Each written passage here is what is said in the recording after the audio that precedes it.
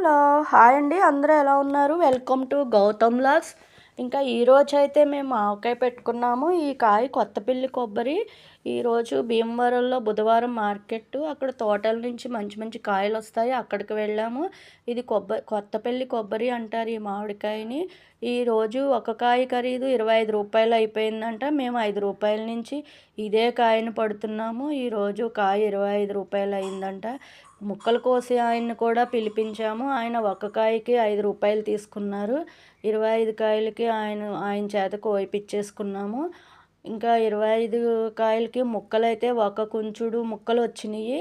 అంటే 4 కేజీలు ముక్కలు లెక్కొస్తాయి. ఆ ముక్కలన్నిటిని శుభ్రం చేసి లోపల ఉన్న పొపరు జీడి అన్నీ తీసేసి క్లాత్తో శుభ్రంగా తుడిచి ఒక పెద్ద గిన్నెలో వేసుకుని 1 కేజీ నూనె పోసి ముందు ముక్కలను తడిపేయాలి, అన్నిటిని నానబెట్టాలి.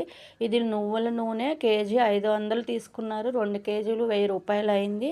నువ్వులు దగ్గరుండి ఆడించి తెచ్చుకున్నాము. నువ్వుల నూనెతో పెట్టుకున్నాము. ఈ ముక్కల్లో అమ్మ అయితే 1 కేజీ నూనెను పోసేశారు. ఈ ముక్కల్లో ఈ లోపల అయితే కనుక అవి నానే లోపల ఒక పెద్ద పళ్ళెంలో కేజీ కారము, కేజీ ఆవాలు పౌడర్ చేసిన పిండి, ఇంకా కేజీ ఉప్పు, మెత్తటి ఉప్పుని, ఇంకా కేజీ వెల్లుల్లిపాయలు గుళ్ళు, ఇంకా పావు కేజీ ఎల్లుల్లిపాయలు మిక్సీలో కషాపిచ్చ కొంచెం దంచినట్టుగా చేసిన ముద్ద, ఇంకా 1 టీ గ్లాసుడు మెంతులు, టీ గ్లాసుడు జీలకర్ర, వాటిల్లో సగం ఏమో పొడి పొడిగానే వేసేశారు. సగం వాటిని వేపించి పౌడర్ చేసి వేశారు. దీనికి మిగిలిన కేజీ నూనె ఈ పిండిలో కలిపేసి ఆవకాయ ముక్కలలో నానబెట్టుకున్న ముక్కల్లో ఈ పౌడర్ కూడా వేసేసి మిగిలిన కేజీ ఆయిల్ కూడా వేసేసి మొత్తం కలియబెట్టేయాలి. ఆ గిన్నెను 3 రోజులు పళ్ళెం మూత పెట్టి 3 రోజులు ఊరనిస్తారు. 3 రోజులు పోయిన తర్వాత బాగా ఊరిన తర్వాత దానిని అటు ఇటు కలిపేసి మొత్తం కిందకి పైకి ఒక జాడీలో ఎత్తుతారు.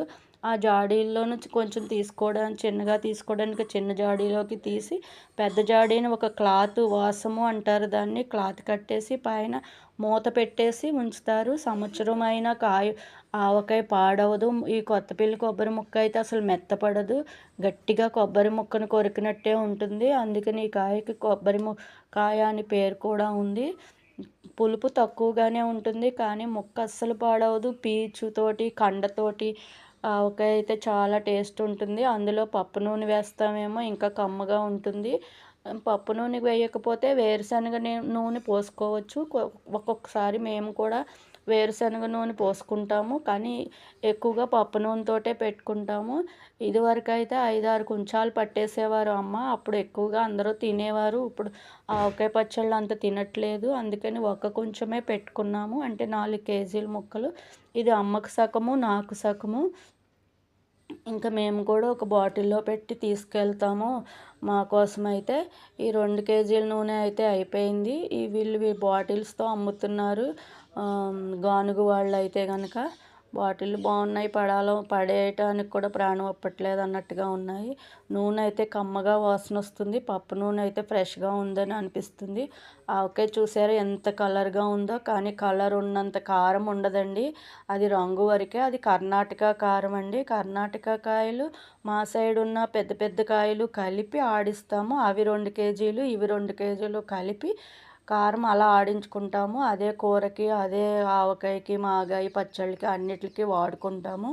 ఎప్పుడు కారం ఇంట్లోనే రెడీ చేసుకుంటాము. ఈ కారము చూసారా ఎంత కుంకుమ కలర్లో ఉంటుంది. కారం అయితే తక్కువగానే ఉంటుంది, కమ్మగా ఉంటుంది, టేస్ట్ ఉంటుంది. ఇంకా పెద్దవాళ్ళు చేతితో కలుపుతారు కదా, ఇంకా ఎప్పుడూ పోకుండా అలానే ఉంటుంది. ఇంకా ఆవకాయ అయితే ఇలా పెట్టేసాము, అయిపోయింది. ఇంకా తర్వాత అయితే అమ్మ ఉప్పు చూస్తున్నారు. ఉప్పు చాలకపోతే కలిపేటప్పుడు వేసుకోవచ్చు. ఇవైతే కొంచెం క్రాక్ ఇచ్చిన కాయలతో పచ్చి మాగాయ పట్టాము. అంటే మార్నింగ్ నుండి ఈవినింగ్ వరకు ఎండబెట్టి కలుపుతాము కదా, ఆ మాగాయ పెట్టుకున్నాము ఒక 4 కాయలతో.